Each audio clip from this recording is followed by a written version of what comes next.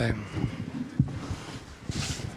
When the team is able to kind of bounce back from losing Jalen early in the third quarter, what does it say about this team's growth and maturity? Yeah, it's always hard to lose a player during a game. And as you said, it's a little deflating. I thought Veet came in and did a good job. Made a couple plays, even though it was just a couple minutes. It's kind of representative of what we got from everybody. I thought guys kind of stepped up in their own way when they needed to. We had some guys play heavy minutes, and they did a good job. I think whenever you have adversity, if you can continue to defend through it, we had a drought there, but we did a good job. We made it hard for them defensively, except for I thought the stretch in the third quarter when we fouled made it hard. But yeah, it's a good win for a lot of reasons. We've talked about execution, focusing on the right things. Just what did you think they kind of honed in on a little bit more on the defensive end to kind of right the ship when Cleveland went on the run? Yeah, we did a good job, with the exception of maybe some turnovers or some times we got to the rim and we didn't have great floor balance. I thought we did a pretty good job in transition, and everybody rebounded. So that's a huge thing. If you can, get a defensive rebound, you got a chance to convert. But I thought we were connected. The talk defensively that, they were early in the game. There was a back screen, we didn't switch. There was a number of possessions where we just got disconnected.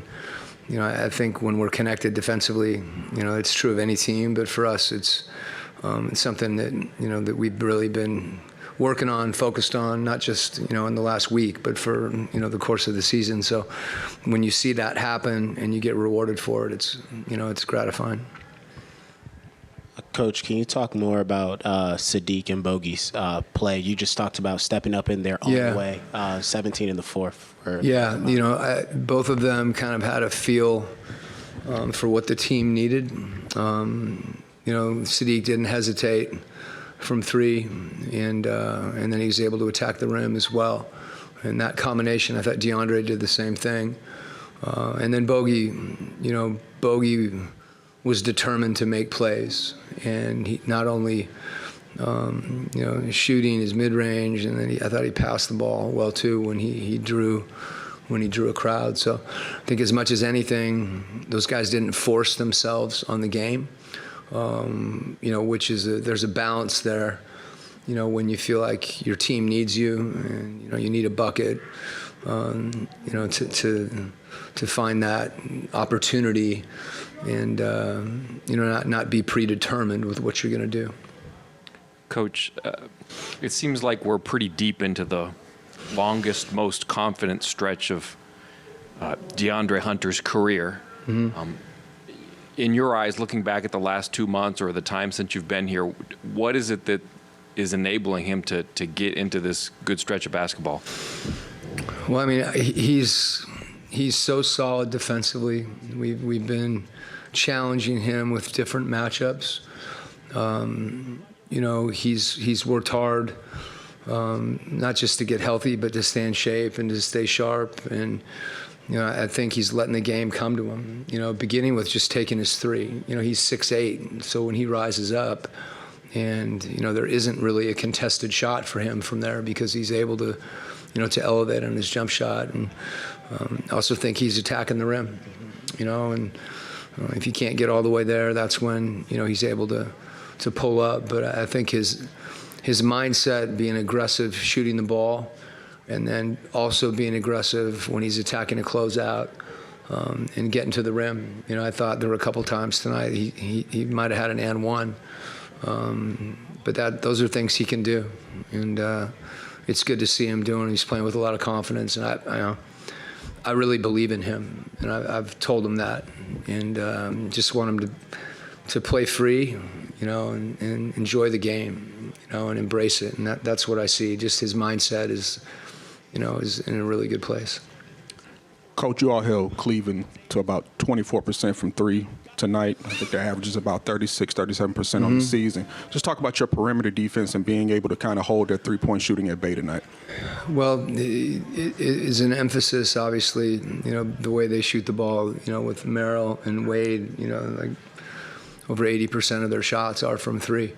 I thought they got loose a few too many times.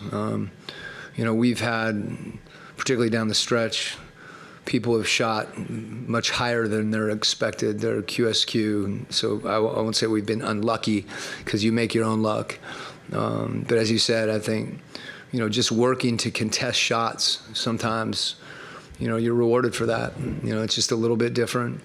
So I thought, there were possessions where we really had multiple efforts, and that's part of the communication. Coach, a few games ago, I asked about, not getting tunnel vision off those offensive rebounds and trying to go up for the putbacks and kicking out.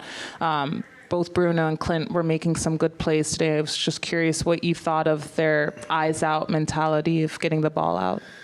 Well, I think when you asked me that before, Lauren, when a player works hard to get an offensive rebound, you want them to be rewarded, but kicking the ball out for an open three, that's a reward in itself. And just us feeling those situations, because offensive rebounds are great, but second chance points are better. And to the extent that, you have opportunities, usually when you get those boards, if you don't have a putback, there's probably someone open, if not the first guy, the second guy. And it's important for the other players on the floor. Sometimes you're in there too, and they've got to run out and get spaced and give them someone to pass the ball to. But it's great to see that unselfishness.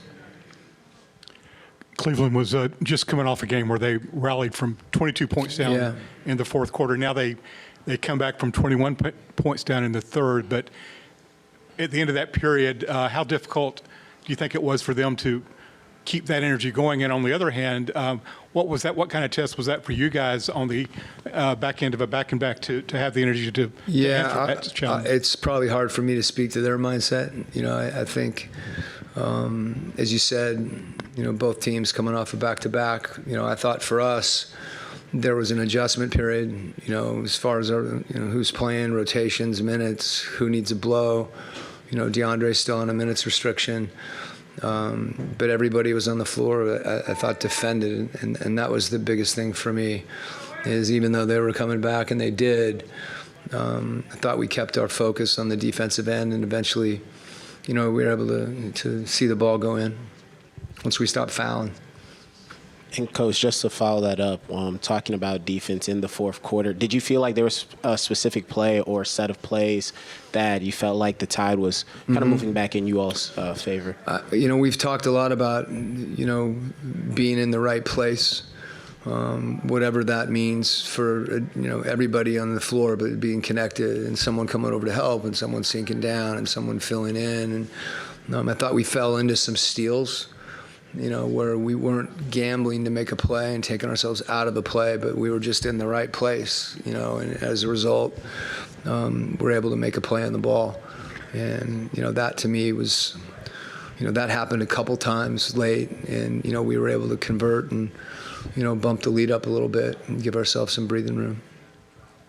I know it's early, but did you get any update further on Jalen's ankle? No, I haven't. We'll get something for you guys pretty quick. Coach, what's it mean for you guys confidence-wise, even though the third quarter has been a little bit of a struggle for you to get this win here at home?